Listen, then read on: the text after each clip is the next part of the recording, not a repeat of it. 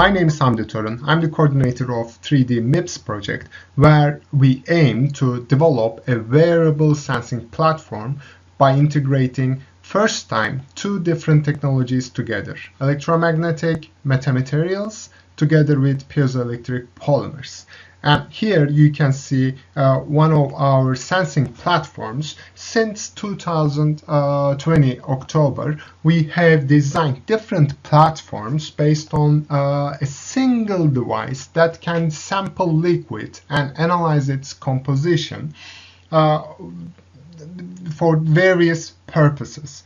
And we have demonstrated our sensing platform for two different sensing applications. In one, we demonstrated that we can detect glucose continuously within concentrations in the physiological range. Here you can see how the sensing device responds to the changing of glucose concentration. In addition, we also used a test case where we monitored fermentation to detect ethanol, and we will be continuing all these scientific studies. In addition, we used embroidery methods to integrate our sensing platforms in fabrics and in daily items. This will be crucial for our scaling up the technology. We also developed machine learning algorithms for semi-supervised analysis of biomarkers because our aspiration is to develop this technology that can sample, that can continuously monitor several biomarkers, and these can be used for diagnostics and disease management purposes for various applications. We are not only developing biosensors. This single device based on piezoelectric polymers can also be used effectively for liquid droplet manipulation, and you can see two examples here. We can pump liquids on our device, or we can mix liquids with different reagents for various purposes. So our technology is now right in the beginning of its next phase, and if our project were to be selected for the Attract Phase 2, we will implement our comprehensive plan to bring this technology to the market. The first step will be the identification of the opportunities and scaling up based on the target market needs. This will be based on the clinical validation of our device, and we will finalize our business plan at that point. Both partners, Northumbria and Magnus, we are part of a large consortium, and we will seek expertise in biochemistry and medical device manufacturing within this consortium to bring this technology to the market. We will specifically focus on stress monitoring based on continuous biomolecular detection. We have already started working with business development and commercialization team at Northumbria University to exploit our technology effectively. We have a filed patent application, and we started together to build a business case for our technology. We identified several key milestones for which we will seek new funding opportunities. We will specifically apply for EPSRC and Horizon Europe programs, as well as we will engage with venture capitalists and business accelerators in line with our milestones. For each milestone, we will target different programs. We would like to thank for all the support we have received so far. We are looking forward to continue our project in Attract Phase 2. Thank you very much.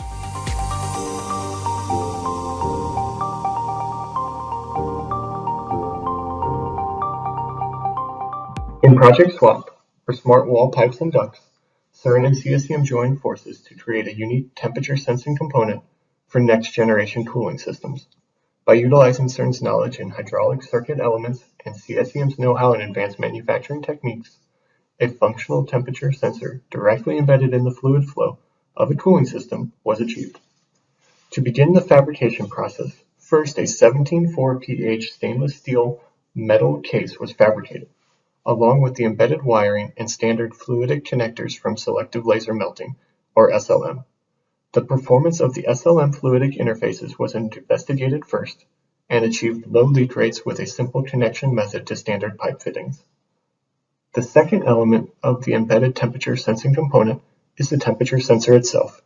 Here, aerosol jet printing was used to deposit all the necessary materials, from electrical insulation and conductive sensing elements to protective encapsulants for the resistive temperature detector, or RTD. A thorough characterization of the RTD performance was completed, and results can be generalized in that a linear and positive resistance to temperature relationship was observed.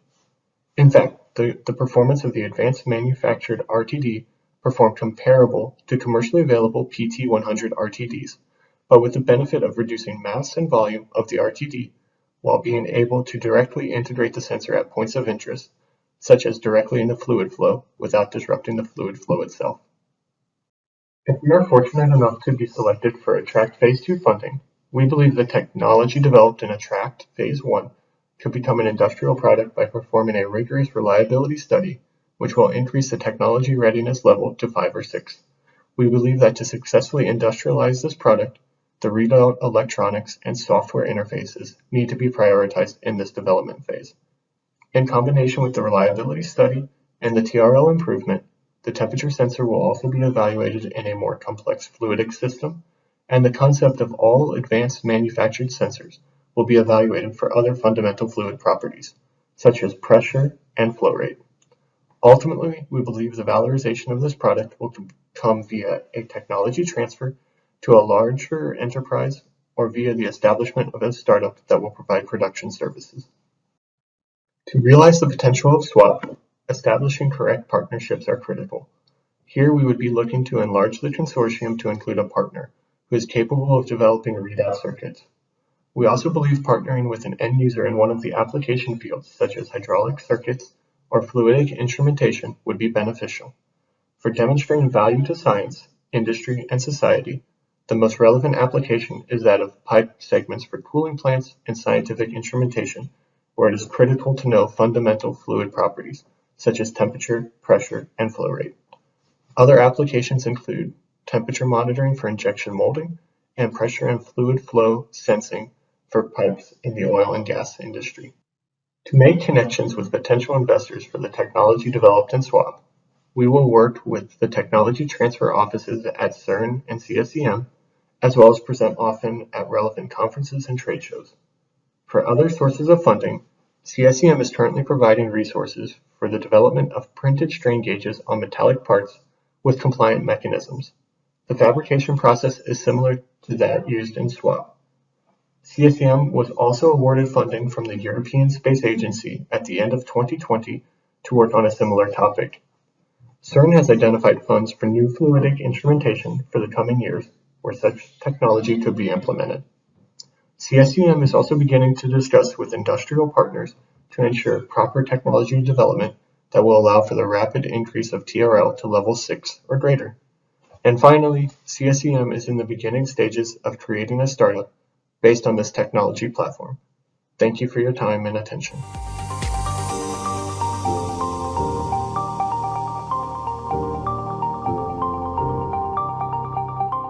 Good morning, everybody. My name is Alexis Dowhuszko. I am a research fellow at Aalto University, Finland, and I am here today to give you an update on the work done since October 2020 on the Attract project that we named VLADIMIR and expands as visible light communication for indoor monitoring. As you may remember, the aim of our project was to demonstrate the feasibility of implementing a passive indoor monitoring system that identifies not only the presence but also the position and color signature that the person creates on a visible light communication signal. So this is similar to a Wi-Fi access point where radio signals are irradiated, but in our case, instead of using those radio signals, we are using visible light communication signals that are also electromagnetic signals, but into a different electromagnetic portion. And due to that, we could use those signals not only for sensing, but also for communication and illumination purposes. Since October, our focus has been on the adaptation of the light source to improve the sensing accuracy. And for that, what we have considered is an experimental layout that resembled to be a room. And that room was replaced by a meeting room table, where on one side we have the LED and photo detectors that took the role of VLC transmitter and receiver. On the other hand, on the other side of the table, we had a white wall, a big white wall, and then we marked 10 positions, separated 30 by 30 centimeters each other. And this way, we put 3 different objects that were of the same size, but covered with a different color fabric, cotton color fabric. So as you see in these bar charts, we were able to identify the presence of those objects in these different positions, much better than before, where the color temperature was higher. And apart from that, we have also considered developing machine learning algorithms for doing this clustering in a better way. Then related to the 5 questions that we had to answer, well, how to scale up our solution, our system? Well, first of all, taking advantage of the know-how that we have and trying to go to higher, let's say, maturity level, technology readiness level. And for that, something in which we are actively working is to identify concrete use case in which our visible light communication solution has at least 1 order of magnitude gain with respect to state-of-the-art solutions. And what are these state-of-the-art solutions? Well, there are basically active monitoring systems in which we place inertial sensors on the object to be tracked. Well, this is something very impractical in many cases. Then we have passive monitoring systems based on cameras, and the drawback there of cameras is that they take images of people that put at risk their privacy.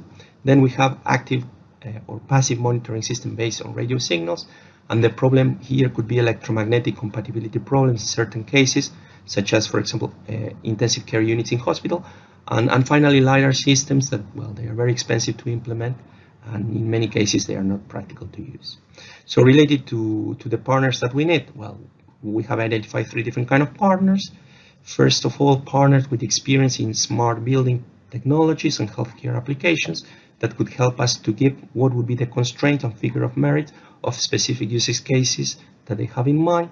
Then partners with experience in photonics and semiconductor technologies to identify what would be the characteristic of new LED light sources and also detectors to have a better accuracy.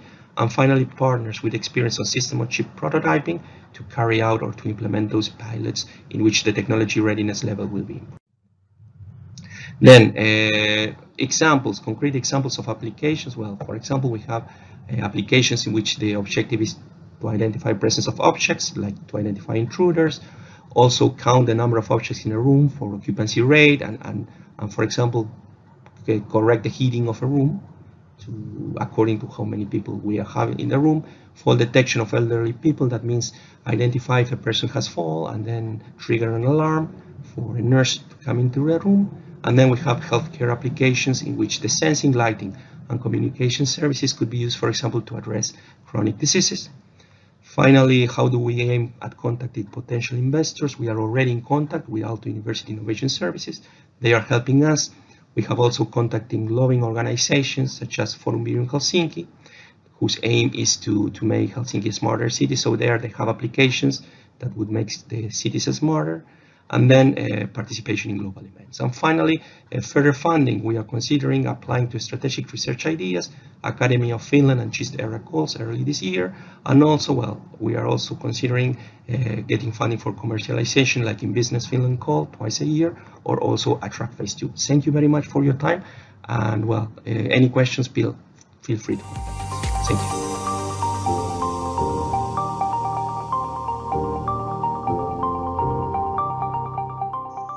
Hi, my name is By Els Knaeps from Vito, and I will give an update of the HYPER project. HYPER stands for Hyperspectral Remote Sensing of Marine Plastics, and the goal of the project was to perform laboratory testing to evaluate whether macroplastics can be detected in real marine conditions, and also to provide specifications for the design of a dedicated marine plastic sensor. So the update since October 2020. So we have defined the final set of spectral wavelengths for a new sensor. And with this information, we have also set up a collaboration with a camera manufacturer to develop a first prototype of a shortwave infrared marine plastic sensor. You can see some pictures of the sensor. At the left, you can see the camera and also the InGaAs pixel array and the filters on top of the pixel array. In terms of processing, we realized we need to combine the spectral approaches also with artificial intelligence, which look also into the shape of the marine plastics. And for this, we have set up a first drone experiment, which you can see also at the left, where we have applied an AI tool, for this case, to detect plastic bottles and plastic bags in a lake near our institute. For scaling up, so we have to scale up our laboratory tests and go to testing in a real outdoor environment. So this means scaling up from TRL 3.4 to TRL 5.6. So for this we needed a new prototype camera, and this camera will have to be tested now in this outdoor environment. In this next phase we will probably also need to reinforce the consortium with a camera manufacturer and potentially also a company which can do cleanup activities. This relates also to the next questions, the applications. Our first application is where we want to provide a better view on the distribution and types of marine plastic litter. With the final goal is to be able to take more targeted regional actions for the marine plastics problem. And we target specifically countries in Southeast Asia where the marine plastic litter problem is really huge. The second application is where we want to prevent the marine plastic really to enter the ocean and degrade into microplastics. And for this we want to combine the detection also with the cleanup action. So here we think about cameras which can be installed in rivers, on bridges or on fixed poles. In terms of investors and funding, we can probably rely on our technology transfer office at Vito, which is specialized in bringing products on the market and which can also help setting up collaboration with investment companies. In the next phase, we also probably need to evaluate appropriate venture capitalists which are more active in this domain, for instance in the clean tech domain, and we might also perform a study on this in the next phase. And so my contact email address is here for those who are interested and can contact me anytime. Thank you.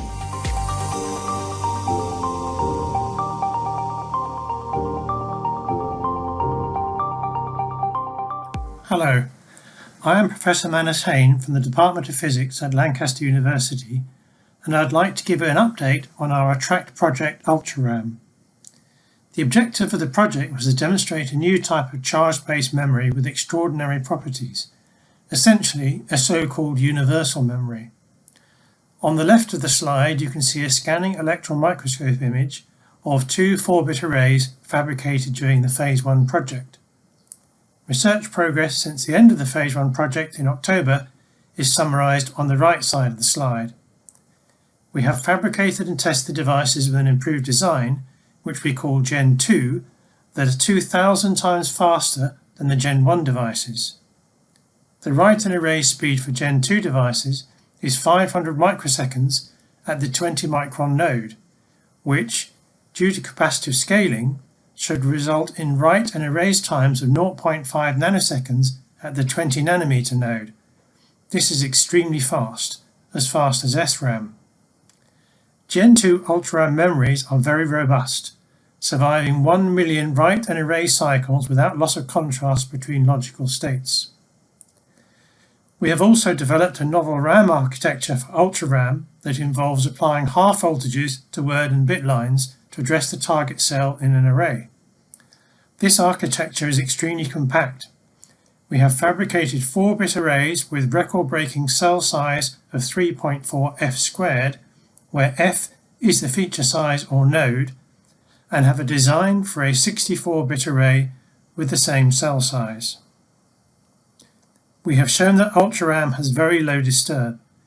Application of only one half voltage has no effect on the stored logical state for at least 100,000 cycles. Finally, we have fabricated Ultraram memories on silicon wafers. For the Attract Phase 2 project, scaling up means three things. Firstly, it means more bits or larger arrays. Secondly, it means larger wafers. And finally, it means scaling down. We are currently working on 4-bit arrays. These will be followed by 64-bit arrays. This is the largest array size for which making external contact to the word and bit lines on the chip is practical. After 64-bit arrays, we plan to make the leap to 1 megabit arrays. These will require integrated logic to address the cells. We intend to do this using a novel 3.5 CMOS logic, which is already in an embryonic stage of development. The final step would be to make arrays of arrays, with more complex circuitry for logical addressing, leading to demo chips of 100 megabits or more. But we also need to scale in other ways. The compound semiconductors for the devices are currently being grown on 3-inch silicon wafers in a university lab using molecular beam epitaxy. To prepare for commercialization, this needs to be translated to a large-scale commercial epitaxial process on 6-inch silicon wafers. Finally, devices need to be scaled down from the current 20 micron node to the 100 nanometer node or smaller. For completion of the research goals in the Phase 2 project, the expertise that will be needed beyond that available in Lancaster is in MOCVD epitaxy for growth on large silicon wafers and in materials characterization techniques such as transmission electron microscopy. The know-how and facilities of an advanced specialist lab for the design and processing of 100 megabit chips will also be needed. In terms of demonstrations, this is planned at 3 scales. The smallest will be in an Internet of Things device where we could partner with another Attract project. The second would involve implementation in a smartphone with the objective of replacing both the DRAM and flash memories with Ultraram. Finally, we will model the energy-saving potential of implementing Ultraram in large-scale computing infrastructure. For commercialization, we are considering both startup formation and take-up by an existing global player. On the slide, you will see the names of organizations that could provide all of these roles. Each of them were involved in Attract Phase 1, or we have existing links with them in the context of Ultraram, including previous or existing research projects. Thank you for your attention.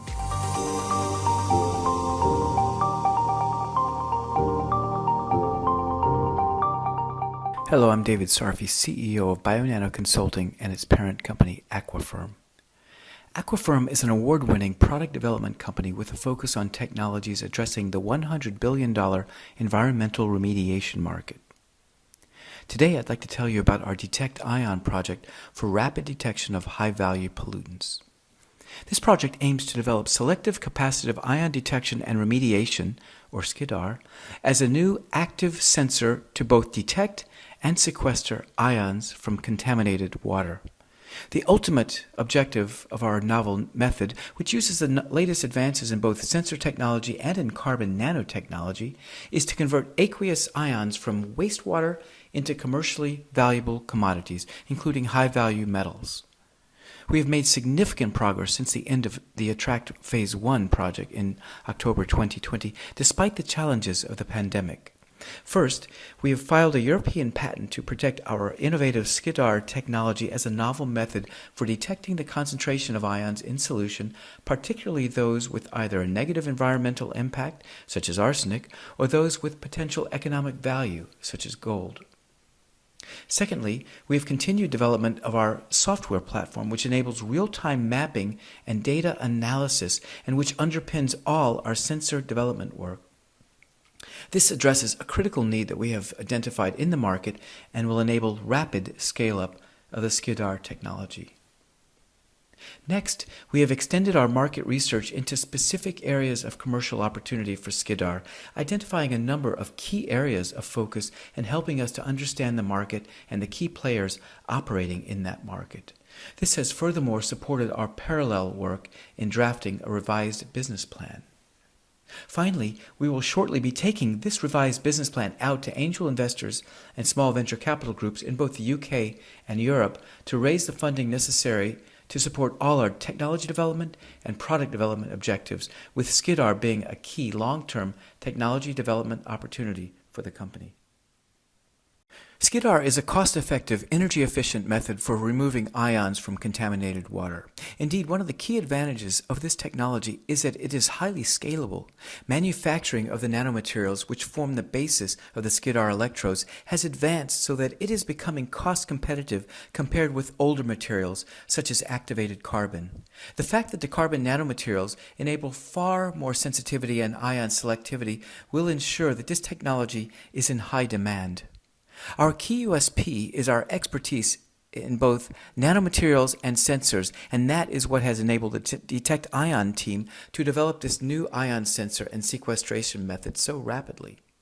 Merging the carbon nanomaterial expertise at Imperial College together with BioNano's sensor development know-how has been critical to getting us here this far. However, we recognize that technology scale-up and commercialization will require other expertise as well. Therefore, our long-term go-to-market strategy involves partnering with a major player already working in the capacitive deionization space, and we will seek such a partnership once we have demonstrated the proof of concept of the SCIDAR technology in a pilot study described below.